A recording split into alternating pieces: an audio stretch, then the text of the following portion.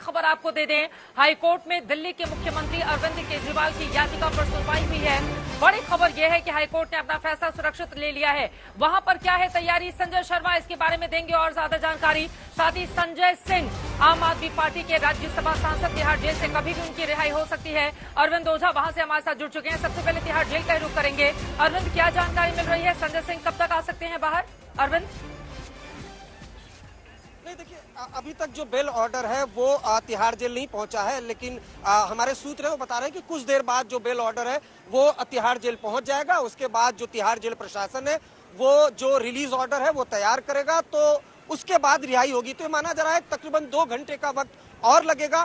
देर शाम तक संजय सिंह इसी जेल से, तिहाड़ जेल में जो बंद है कई महीनों से, जहां अब उनके सहयोगी अरविंद केजरीवाल भी बंद हो चुके हैं, फिलहाल संजय सिंह जेल नंबर 5 में ही है। जैसे ही बेल ऑर्डर आता है चित्रा, उसके बाद जो रिलीज ऑर्डर है वो प्रोसेस शुरू हो जाएगा उसका, और ये माना जा रहा है कि तकरीबन 2 घंटे का वक्त लगता है रिलीज ऑर्डर तैयार होने में।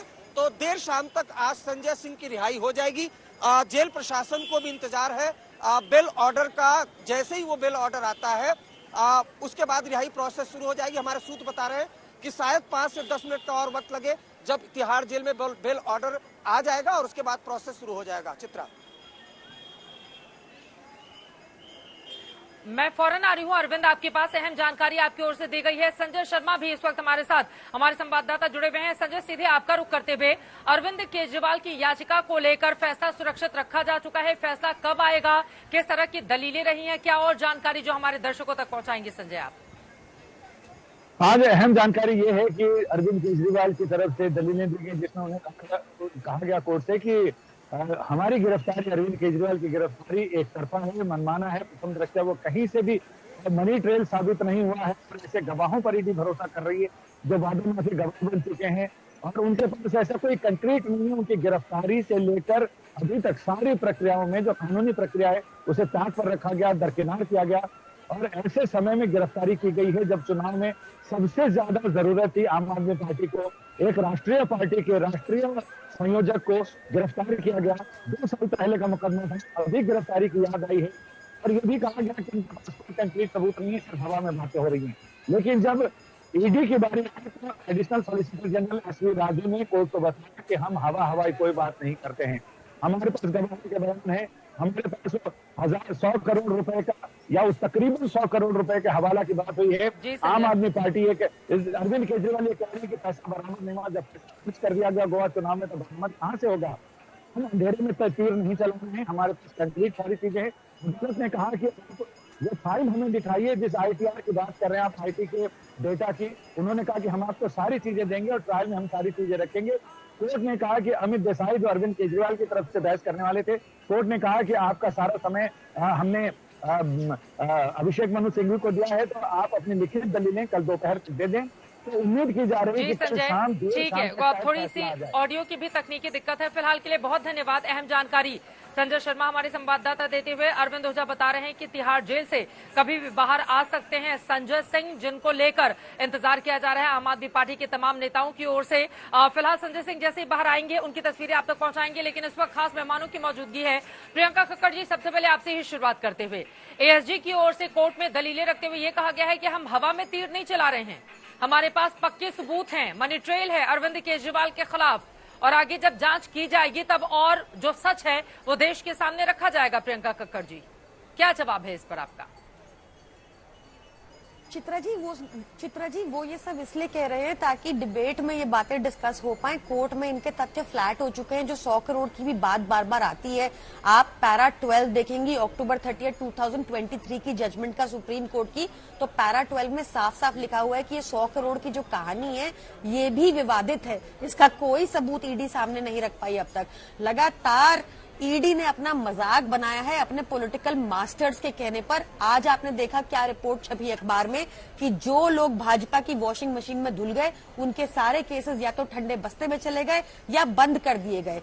इन्होंने ईडी को अपना उगाही डिपार्टमेंट बनाया है, और शरत रेड्डी जिसने गवाही दी, मेन गवाही जिसने अरविंद केजरीवाल जी के खिलाफ जो बयान, जिस बयान के आधार पर ईडी ने उनकी हिरासत ली, वो बयान देने से पहले 60 करोड़ शरद रेड्डी भाजपा को देता है और भाजपा अब तक ये बता नहीं पाई कि वो 60 करोड़ मिलने के बाद सरकारी गवाह कैसे बन गया और उसकी बेल कैसे हो गई। ईडी ने आपत्ति क्यों नहीं की उसकी बेल पे।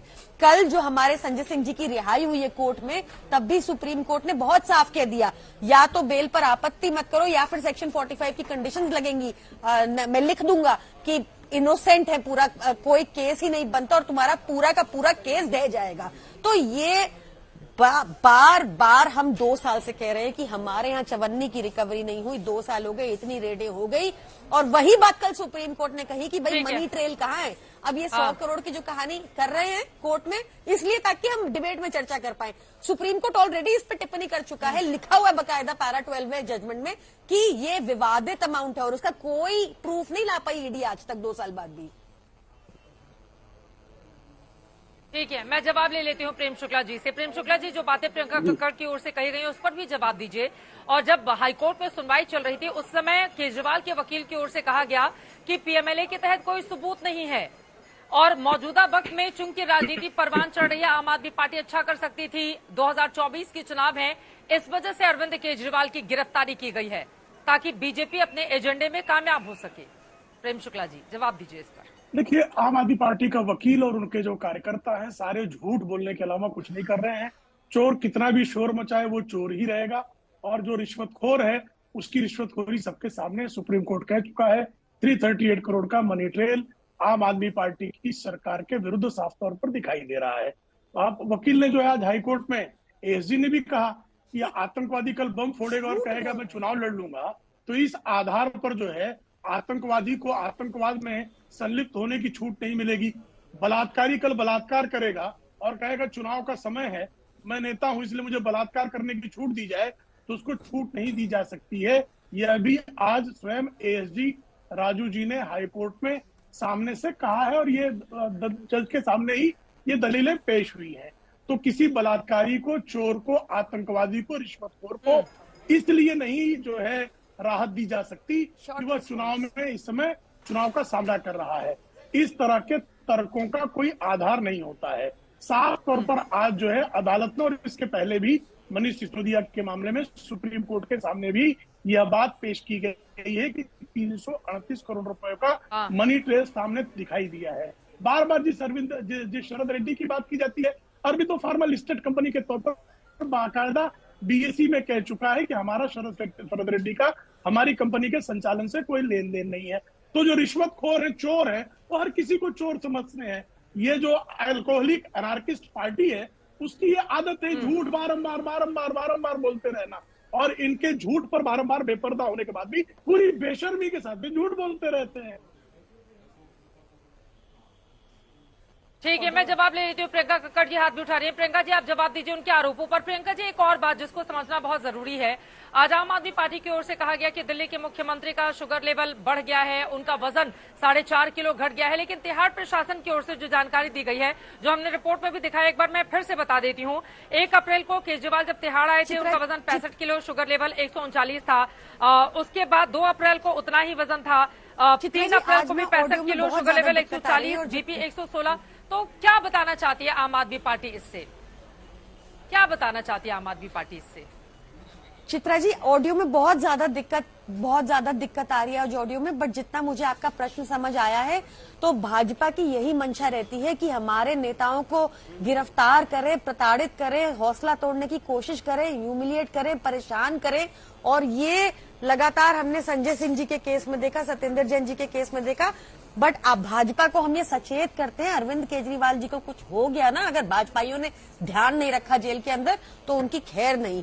दूसरी चीज, अभी प्रेम शुक्ला जी यहाँ बैठे बैठे बड़े बड़े प्रवचन पढ़ रहे थे आपके आगे।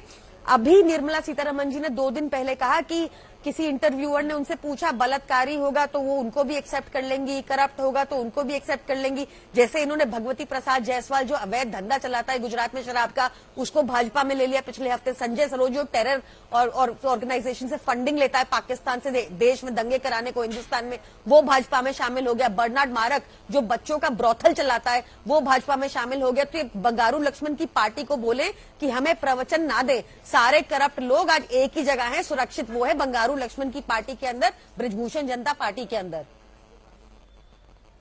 देखो, बलात्कार का आरोप तो स्वयं अरविंद केजरीवाल पर भी प्रेम लगा शुक्ला जी था। बताइए, अब तो जब आंकड़े इस तरह की गवाही देंगे प्रेम शुक्ला जी कि 10 सालों में अगर 25 विरोधी दल के नेताओं के खिलाफ भ्रष्टाचार के आरोप थे, जिनमें से 23 के खिलाफ जांच स्लो कर दी गई है जब वो बीजेपी में शामिल हो जाते हैं, तो पलट कर तो ये सवाल पूछा जाएगा ना कि भारतीय जनता पार्टी वो कौन से वॉशिंग मशीन का इस्तेमाल करती है जिसके बाद भ्रष्टाचारी धराकर सदाचारी हो जाते हैं। प्रेम शुक्ला जी, अरविंद केजरीवाल पर स्वयं आईआईटी में रहते हुए बलात्कार का आरोप लगा था। सोमनाथ भारती जो उनके पर क्या आरोप लगे सब जानते हैं। राशन कार्ड बनाने के नाम पर बलात्कार करने का दुष्कर्म, राशन कार्ड को भी बदनाम करने का कुकर्म आम आदमी पार्टी ने किया, हर कोई जानता है। दूसरी बात, जो इंडियन एक्सप्रेस में आज खबर छपी है उसमें आप कृपा करके पढ़ लीजिएगा, एक भी केस ऐसा नहीं है जो कोई भाजपा में आया है तो उसका केस क्लोज किया गया। अजीत पवार का केस का क्लोजर जो है उद्धव ठाकरे की सरकार में 2021 में हुआ। प्रताप सरनाई की केस का क्लोजर 2021 में हुआ जब उद्धव ठाकरे की सरकार थी। प्रफुल्ल पटेल के खिलाफ क्लोजर उनका एफआईआर में नाम ही नहीं था, ये पहले से सिद्ध है। इसी तरह से जो है अशोक चौहान के केस का क्लोजर 2013 में हुआ। कृपा शंकर सिंह के केस का क्लोजर 2014 में, जब भाजपा की सरकार नहीं आई थी महाराष्ट्र में। एक भी केस ऐसा नहीं है। वो जो इंडियन एक्सप्रेस का आप हवाला दे रही हैं, कृपा करके उसी स्टोरी को ठीक से पढ़ लीजिए। निराधार सनसनी फैलाने वाली एक फेक स्टोरी के अतिरिक्त कुछ नहीं है। एक भी केस में उसी स्टोरी को ठीक से पढ़ लीजिए। एक भी केस ऐसा नहीं है जिसमें सरकार ने किसी के भाजपा में शामिल होने या एनडीए में शामिल होने में मामला वापस लिया हो। अगर कोई केस हो तो चित्रा जी भी आप दिखाइए, मैं उसको रिबटल करने के लिए तैयार हूं। लेकिन इस झूठ को जिस तरह से योजनाबद्ध ढंग से प्रचारित किया जा रहा है, ये पत्रकारिता के लिए भी कलंक। बोलिए अनुराग भदौरिया जी। ठीक है सर, अब पत्रकारिता पे मुझे लगता है राजनीतिक दल ज्यादा हम लोगों को ज्ञान नहीं दे तभी ठीक है। लेकिन मैं आ जाती हूँ अनुराग भदौरिया जी। वो कह रहे हैं कि ये जो बात बार बार कही जाती है अनुराग भदौरिया जी की बीजेपी में शामिल होने के बाद जांच कम हो जाती है, स्लो हो जाती है। हेमंता विश्व शर्मा को लेकर भी बार बार असम के मुख्यमंत्री को लेकर आप इस तरह की बात करते रहे। ठीक है सर,